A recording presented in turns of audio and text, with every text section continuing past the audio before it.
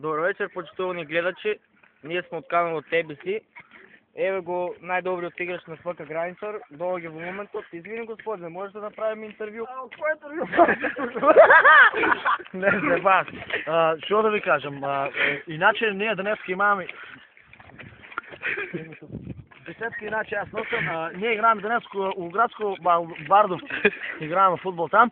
Иначе, нормално, аз го нося епитето като най-добър играч на ФУК Граничар от Ново Конярово. Поради това, що имаме до сега играм у Ново Конярово, играм веќе 2,5 години, а и нека 2 години. Иначе, това е тук, напред тук кадър на игралището. Така. И играеме от Нексо с отакмици. Аз съм най-активен футболер на ФУК Граничар. От 80 отакмици имам постигнал много голове. Не знам колко. Нема ни един постигнал гол. И тук сакам да кажа на сите, тия са тук младината. Младината е младината. Ама сакам да кажа тук. Тия са младият кадър на ФУК Граничар. Сакам като най-добър играч тук, и аз като капитен, сакам от сите аплауз един да слушне за мене.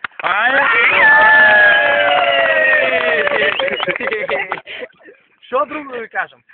Играем днес у градско Бардовци и постигнах гол. От център ще трах, имаше от 200 метра ще трах стопката, ще трах от 200 метра, удрил стативата, от нимната статива, знаеш, и се върнал по нашата статива, удрил нашата статива, па се върна, и аз търсех се нагоре надоле и ударих с глава и гол даде.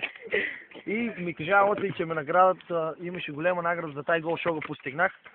Имаше голема награда, тренерът ми даде едно парче, салама ми даде.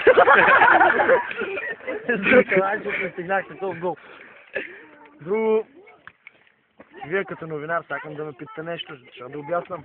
Не ме прашни, господи, добро, фал за интервю. Иначе, он на мене ми е внук. Иначе не сакам да кажа, че он ми е на мене внук. Най-боли и после мене. Иначе он много добре игра. Игра, аз съм напред, он игра зад мене. Иначе, за никъде игра.